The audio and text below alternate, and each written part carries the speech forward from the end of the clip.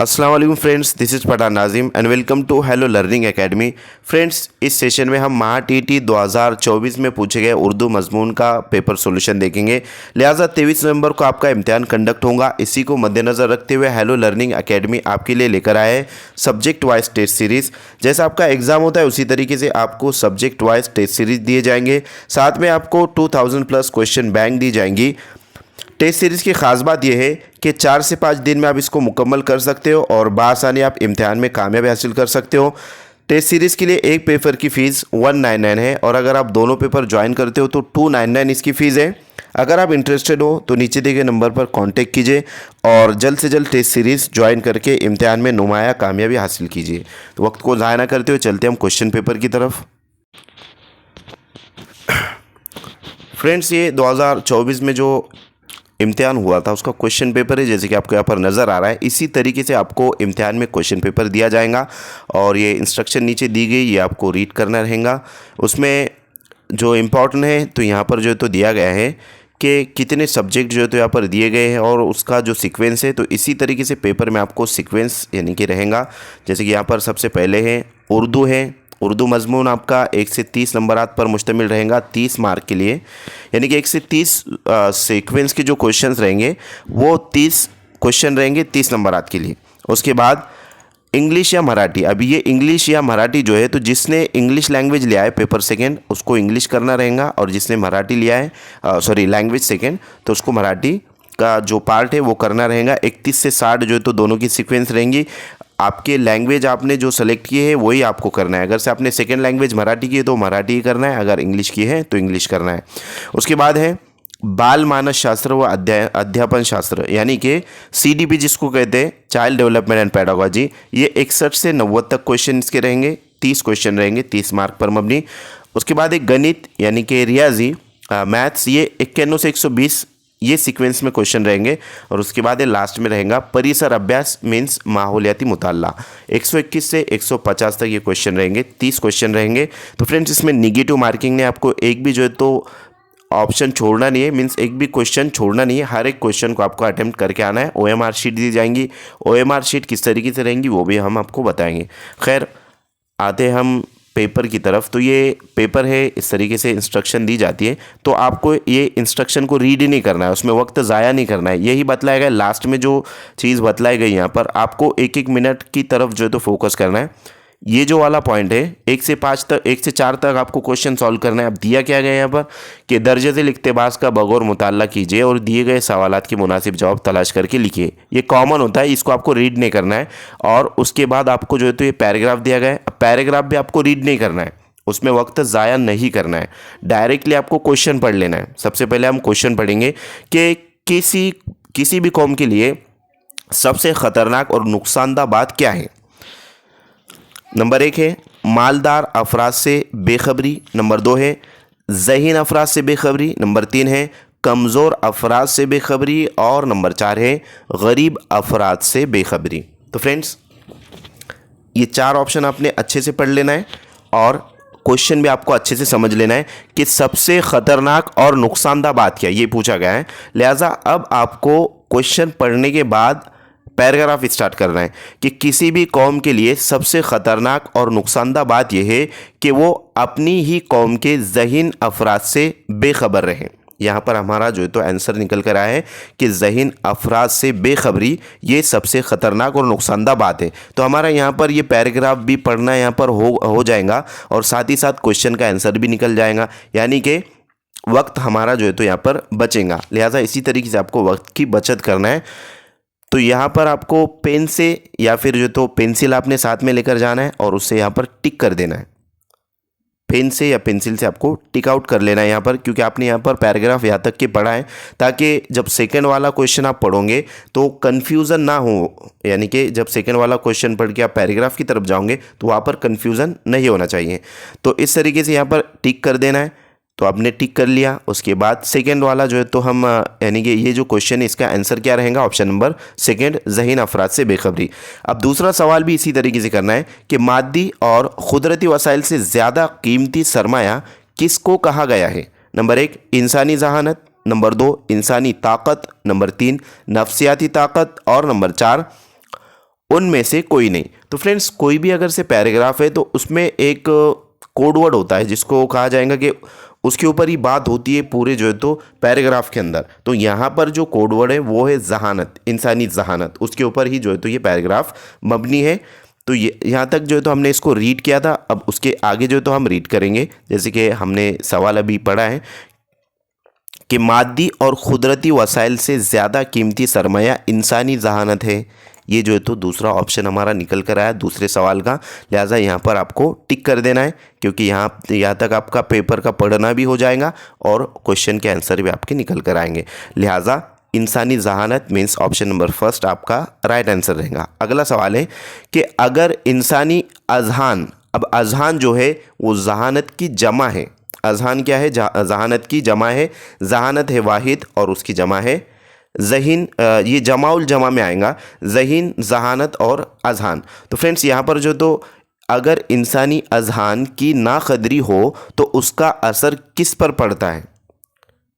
Number 1 कौम पर, number 2 जमात पर, नंबर 3 कबीले पर और नंबर 4 मुआशरे पर।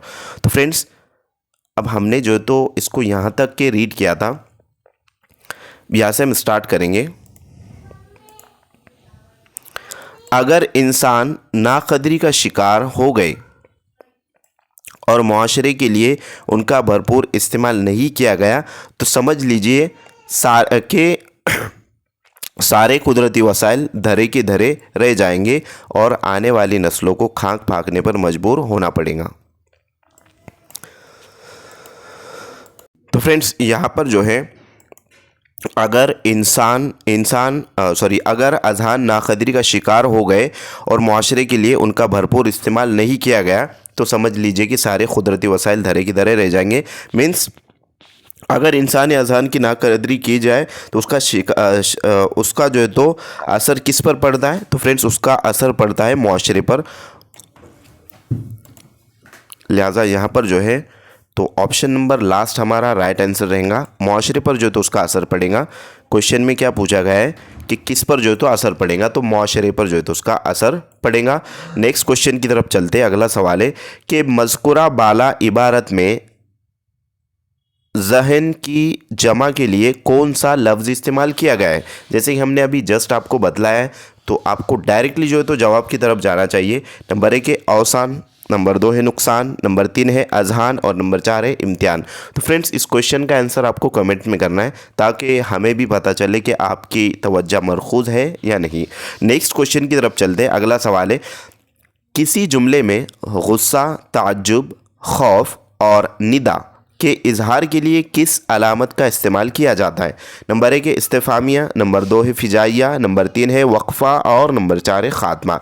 तो फ्रेंड्स कोई भी अगर ताज्जुब, खौफ और निदा के लिए जो है जो अलामत का इस्तेमाल किया जाता है, ये रमूज़ औक़ाफ़ वाला क्वेश्चन पूछा गया है, लिहाजा उसे जो तो हुरूफ़ फिजाइया कहते हैं, फिजाइया निशान कहते हैं। ऑप्शन नंबर 2 राइट आंसर रहेगा। नेक्स्ट क्वेश्चन की तरफ चलते हैं। अगला सवाल है कि माक़ूल, सही, फ़िक्र और फ़न दर्ज बाला में ना इस साबिक़े का इस्तेमाल करने से कौन सा लफ्ज़ बामायनी लफ्ज़ बनता है? तो फ्रेंड्स साबिक़ा और लाहिक़ा इस पर मबनी क्वेश्चन पूछा गया है। तो फ्रेंड्स ना जो है तो ये साबिक़ा है, ना जो है तो साबिक़ा है। और मंद जो होता है जैसे कि फ़िक्रमंद और फ़नकाराना, माक़ूल, तो यहाँ पर जो है तो ना माक़ूल के आगे अगर ना लगा दिया जाए तो ये साबिक़ा ना के लगाने से यहाँ पर ये बन जाएगा लफ्ज़ ना माक़ूल। ना सही जो है तो नहीं होगा, उसके बाद ना फ़िक्र भी नहीं होगा, ना फ़न भी नहीं होगा। फ़िक्रमंद ये जो है तो लाहिका मंद लगाने से फ़िक्रमंद बनेगा। तो इस तरीके से फ्रेंड्स साबिक़ा और लाहिका पर आपको एक क्वेश्चन पूछा जाएगा। नेक्स्ट क्वेश्चन की तरफ चलते हैं। तो इस क्वेश्चन का जो आंसर है ऑप्शन नंबर 2 है। नेक्स्ट क्वेश्चन की तरफ बढ़ते। अगला सवाल है तो फ्रेंड्स ये जो आपको पैराग्राफ नज़र आ रहा है इसमें से आपको 4 में से 4 मार्क हासिल करना है। एक भी मार्क आपका मिस नहीं होना चाहिए और ग्रामर के जो है तो 22 में से 22 मार्क आपको आना चाहिए। उसी तरीके से नज़म में से 4 में से 4 मीन्स 30 में से 30 का हमारा टारगेट मुकम्मल होना चाहिए। 30 में से 30 मार्क आपको आना चाहिए। तो लिहाजा ये 4 में से 4 फिक्स, क्योंकि ये तो देखकर ही हमको करना है। खैर, उसके बाद नेक्स्ट क्वेश्चन है, बाजी उठो मैं नाश्ता लाई हूँ। तो फ्रेंड्स यहाँ पर ख़त कशीदा अल्फाज का ज़माना पहचानिए। तो ज़माने हाल, ज़माने माजी, इस तरीके से जो ज़माने हैं उसके ऊपर क्वेश्चन पूछा गया है। तो यहाँ पर जो ख़त कशीदा है लाई हूँ, ये जो है तो ख़त कशीदा है।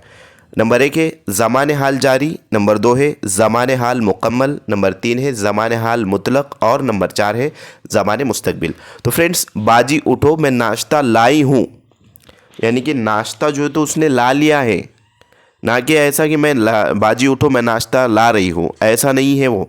लिहाजा यहाँ पर ज़माने हाल जारी नहीं रहेगा, बल्कि ज़माने हाल मुकम्मल, वहाँ पर जो है तो जुमला मीन्स काम मुकम्मल हो चुका है, वहाँ पर काम मुकम्मल हो चुका है, ना कि ऐसा कह रही है कि बाजी उठो मैं नाश्ता जो है तो ला रही हूँ, ऐसा नहीं है। लाई हूँ मीन्स ज़माने हाल वहाँ पर मुकम्मल हुआ। ऑप्शन नंबर 2 राइट आंसर रहेगा। अगला सवाल है कि वो कौन सा हर्फ है जो 2 मीम की इब्तिदा में लगाने से उम्मती की जमा बन जाता है।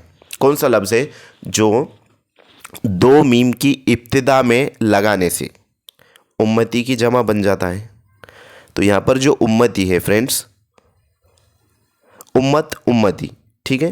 तो यहाँ पर जो दिया गया है अलिफ, और यहाँ है उम्मती मीन्स यहाँ पर जो है तो तजदीद आ जाएंगी, डबल जो है तो मीम पढ़ा जाएगा इसको।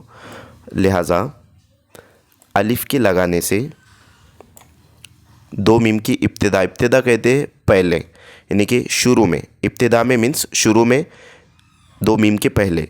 तो 2 मीम के पहले अलिफ लगाने से उम्मती की जमा बन जाता है। तो यहाँ पर अलिफ लगाने से जो तो उम्मती की जमा बन जाता है। नेक्स्ट क्वेश्चन की तरफ चलते। अगला सवाल है, घमंड मत करो वरना मुंह के बल गिर जाओगे। ख़त कशीदा अल्फाज की मुनासिबत से कौन सा मुतबादिल दुरुस्त होगा? ऑप्शन नंबर 1 है अकड़ दिखाना, सेकंड ऑप्शन है शरारत करना, थर्ड ऑप्शन है गुफ्तगू करना और लास्ट ऑप्शन है मायूस होना। तो फ्रेंड्स अकड़ दिखाना, ये जो है तो इसका मतलब रहेगा कि घमंड मत करो मुंह के बल गिर जाओगे, यानी कि अकड़ दिखाने से मुराद है।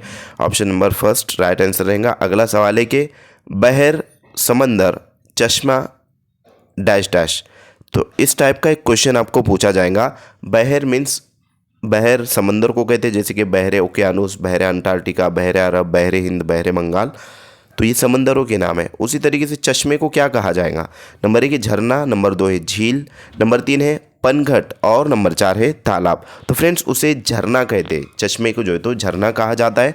ऑप्शन नंबर 1 सही जवाब रहेगा। नेक्स्ट क्वेश्चन है, नीचे दिए गए अल्फाज में से मूसा का सही तलफ़ुज़ क्या है? तो फ्रेंड्स ये जो टिक मार्क आपको नज़र आ रहे हैं, ये लिहाजा जिस किसी का भी पेपर था उसने टिक किया हुआ है। नीचे दिए गए अल्फाज में से मूसा का सही तलफ़ुज़ क्या है? तो फ्रेंड्स यहाँ पर तलफ़ुज़ पूछा गया है, यानी कि प्रोनंसिएशन पूछा गया है।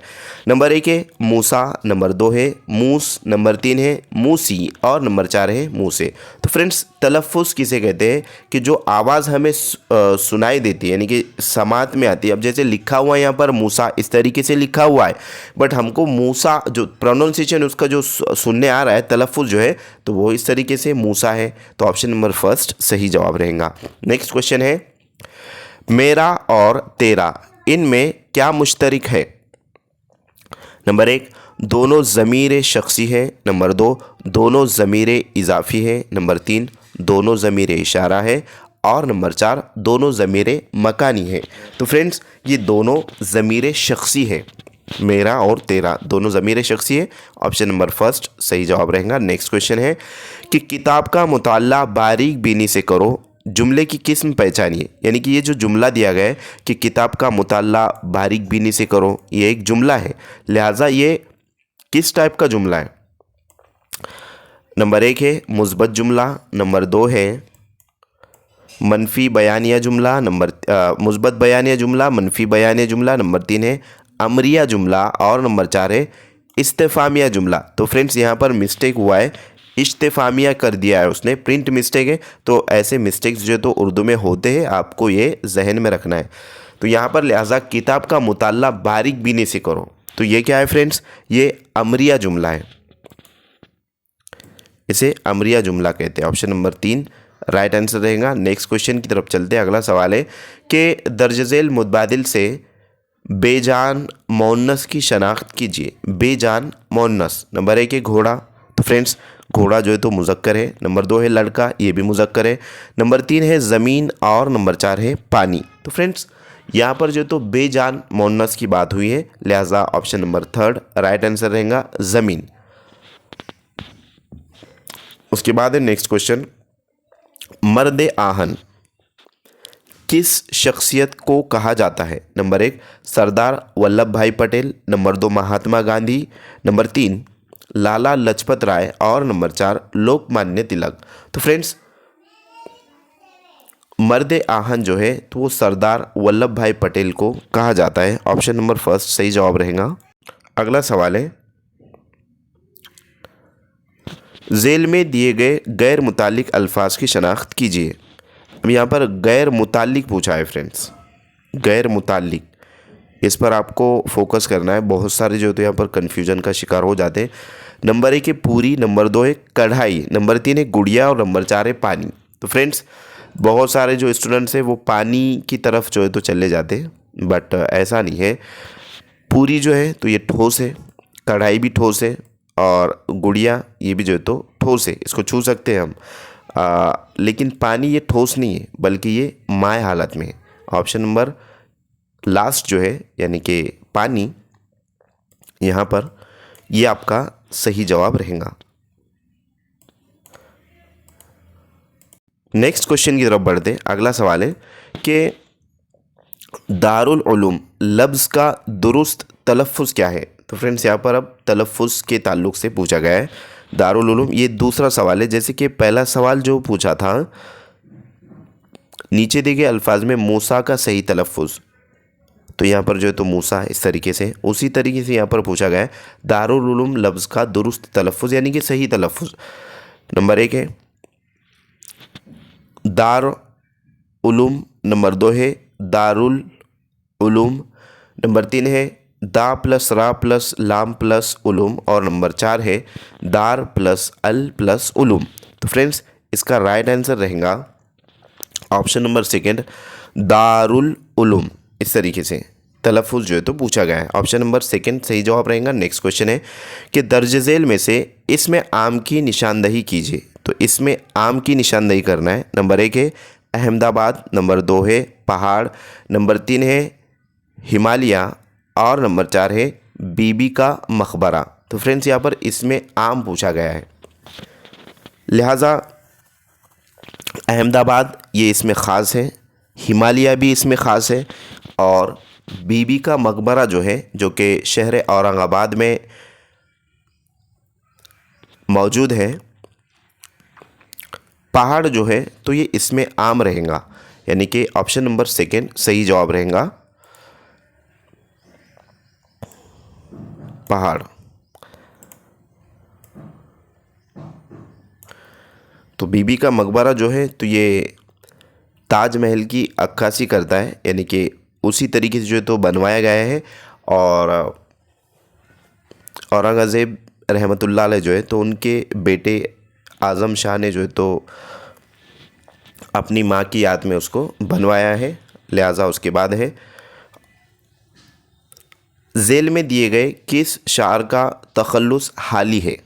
नंबर 1 है अल्ताफ़ हुसैन, नंबर 2 है सादत हुसैन, नंबर 3 है मोहम्मद हुसैन और नंबर 4 है सज्जाद हुसैन। तो फ्रेंड्स बहुत आसान क्वेश्चन, इससे आसान क्वेश्चन जो है तो हो ही नहीं सकता, लिहाजा कौन से जो है तो यानी कि शायर है जिनका तखल्लुस हाली है। तो फ्रेंड्स अल्ताफ़ हुसैन हाली का नाम आपने सुना होगा, लिहाजा ऑप्शन नंबर 1 सही जवाब रहेगा। अगला सवाल है कि एक पंथ 2 काज, एक हमाम में सब नंगे, एक अनार 100 बीमार, एक ना सुनना। तो फ्रेंड्स दर्जबाला के लिए कौन सा मुतबादिल दुरुस्त है। नंबर 1 एक कहावत 3 मुहावरे, नंबर 2 2 कहावत 2 मुहावरे, नंबर 3 3 कहावत 1 मुहावरा और नंबर 4 चारों कहावतें। तो फ्रेंड्स, एक पंथ दो काज,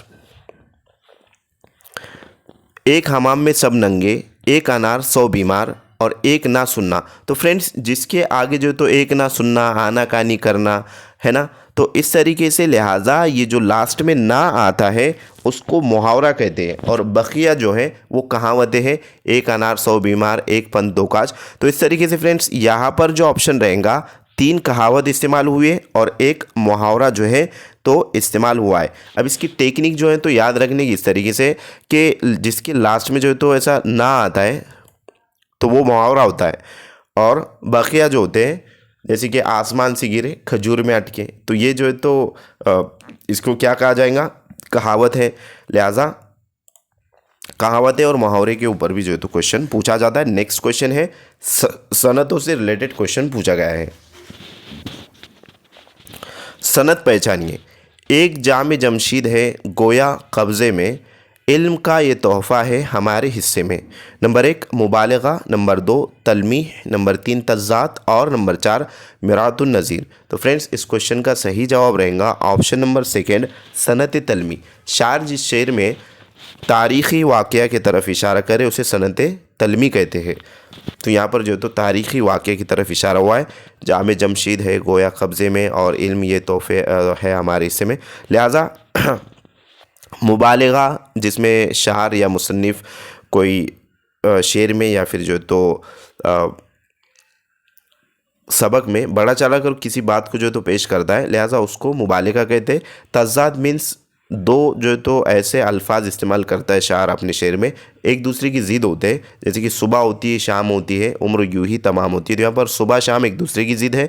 और मिरातुन नज़ीर, तो मिरातुन नज़ीर क्या है फ्रेंड्स, मिरातुन नज़ीर उसको कहते हैं कि शायर या अदीब किसी मज़मून या ख़याल के बयान में एक ही मुनासिबत या एक ही क़बीले की कई अल्फाज इकट्ठा ज़िक्र करे, यानी कि ऐसे अल्फाज लाए जाए जो आपस में रिश्ता और ताल्लुक़ रखते हैं। मिसाल ज़मीन आसमान सूरज चाँद सितारे, ये सब अल्फाज एक ही क़बील यानी कि कायनात फ़लक से ताल्लुक़ रखते हैं।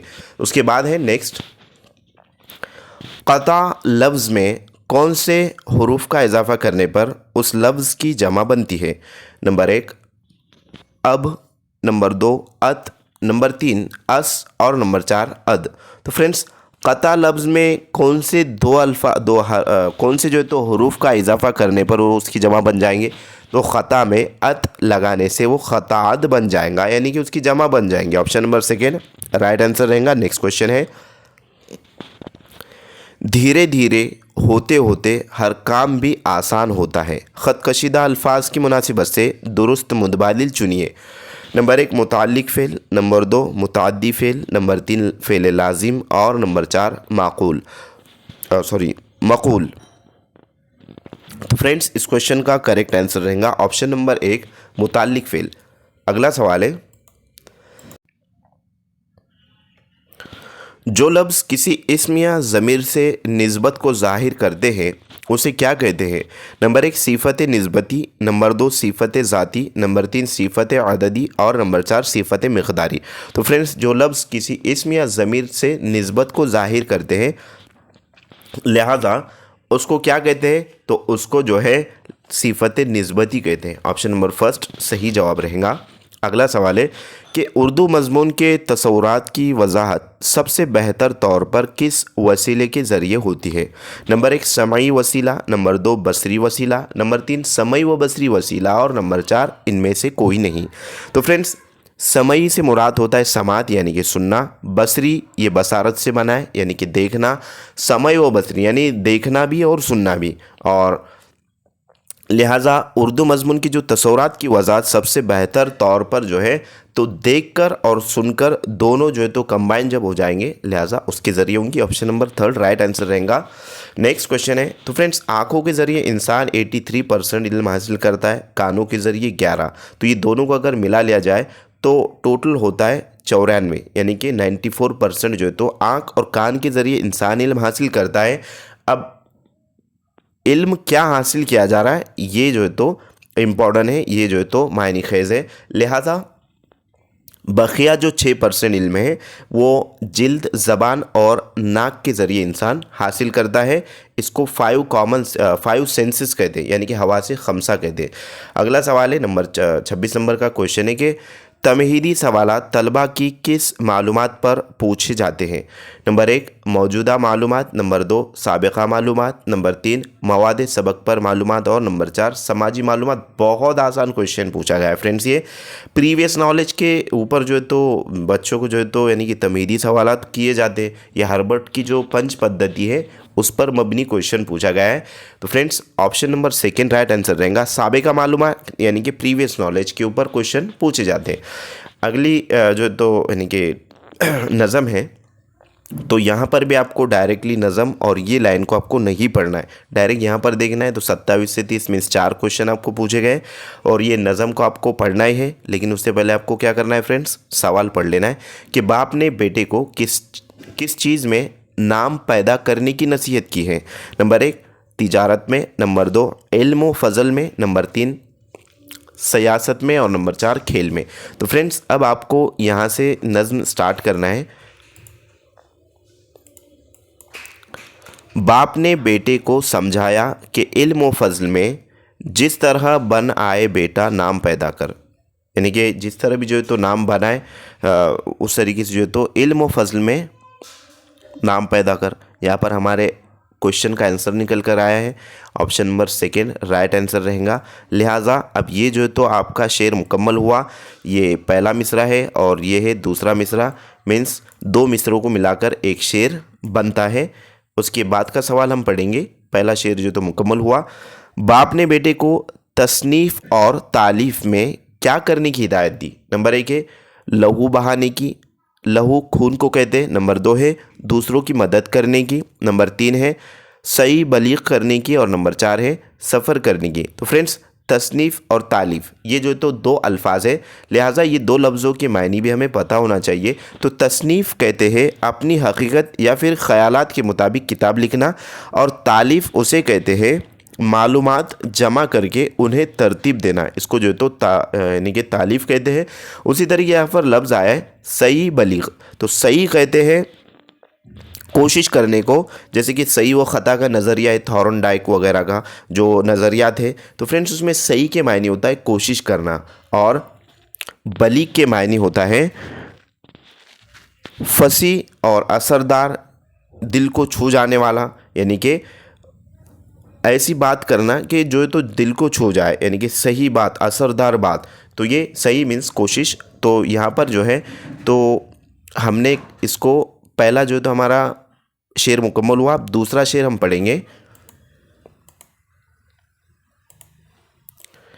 कीजिए तसनीफ़ और तालीफ़ में सही बलीग, उसमें एक अपना पसीना और लहूर कर दीजिए। लिहाजा पहला जो मिसरा है उसी में हमारा आंसर निकल कर आया है कि कीजिए तसनीफ़ और तालीफ़ में सही बलीग। तो तसनीफ़ और तालीफ़ में जो है तो सही बलीग करने के लिए कहा है। ऑप्शन नंबर यहाँ पर 3 राइट आंसर रहेगा। नेक्स्ट क्वेश्चन है शार सुखन की दाद किससे वसूल करने की तलकीन करता है। सुखन की दाद, सुखन किसे कहते हैं? तो फ्रेंड्स सुखन कहते हैं बात करना, गुफ्तगू करना, अच्छी बात करने को जो है तो सुखन कहते हैं, गुफ्तगू करने को। लिहाजा सुखन की दाद किससे वसूल करने की तलकीन की, यानी कि तलकीन करना मीन्स जो है तो कहना, सवाल करना, जो भी है इम्पोर्टेंस जो है तो बतलाएगा यहाँ पर। नंबर 1 है अवाम, नंबर 2 है सामाइन, नंबर 3 है पीरो मुर्शद और नंबर 4 है पीरो जवां। तो फ्रेंड्स यहाँ पर जो है हमने दूसरा भी शेर जो है तो मुकम्मल किया है। नेक्स्ट जो शेर है वो हम देखेंगे तीसरा शेर के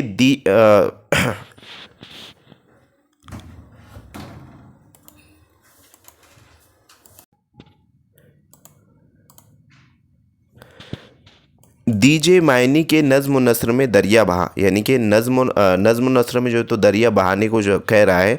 और सुखन की दाद हर पीरो जवा से कीजिए। सुखन की दात मीन्स बात करने की जो सलाहियत है। हर पीरो जवां मीन्स पीर कहते हैं बुज़ुर्ग को, बूढ़े को।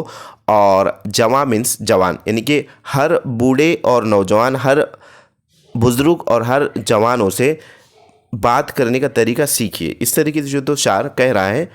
लिहाजा इसके अकॉर्डिंग हमारा जो ऑप्शन रहेगा यहाँ पर ऑप्शन नंबर लास्ट पीरो जवां, ये राइट आंसर रहेगा।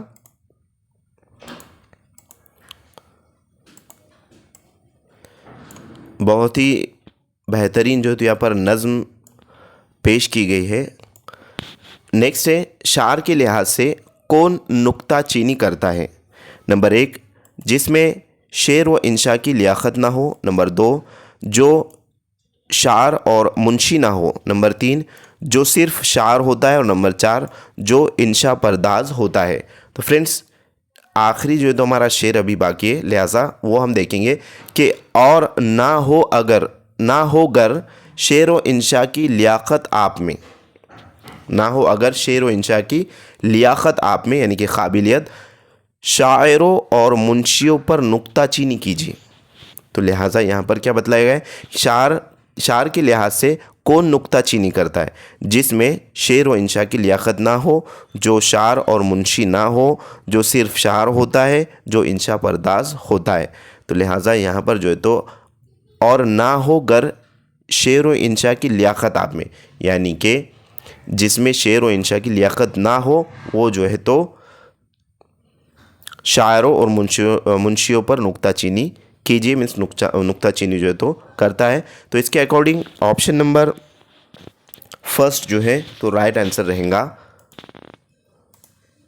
तो इस तरीके से आपको क्वेश्चंस को सॉल्व करना है। और अगर से आपका ग्रामर पुख्ता है, यानी कि ग्रामर आपका जो तो ग्रामर के क्वेश्चन आपको समझते हैं, ग्रामर आपका पुख्ता है, अच्छा है, तो डायरेक्टली जो है तो फैक्चुअल क्वेश्चन होते हैं फ्रेंड्स, डायरेक्टली जो है तो आंसर की तरफ मतलब आप जा सकते हो। जैसे कि जहन की जमा यहाँ पर अजहान है, और जितने भी क्वेश्चन यहाँ पर आए आसान क्वेश्चन है, इसमें से आप 30 में से 30 लेकर के आ सकते हो।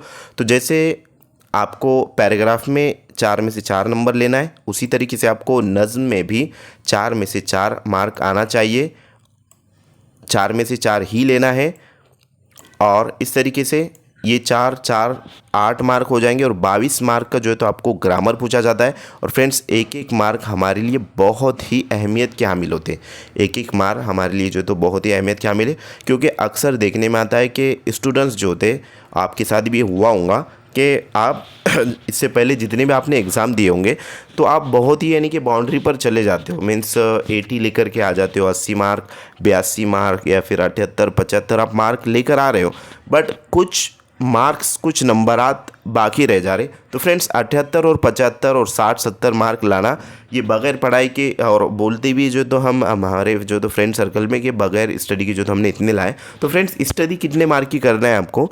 तो स्टडी अगर से आप 75 लेकर के आ रहे हो तो और 15 मार्क की तो आपको स्टडी करना है सिर्फ, बट आपको सही गाइडेंस चाहिए, सही जो तो यानी कि नॉलेज चाहिए। तो ये तमाम तर चीज़ें हम आपको हेलो लर्निंग एकेडमी पर प्रोवाइड करेंगे। लिहाजा आपको इसमें से 30 में से 30 लाना है, और हर सब्जेक्ट में आपको टारगेट बना करके स्टडी करना है, हर सब्जेक्ट में आपको टारगेट बनाना है।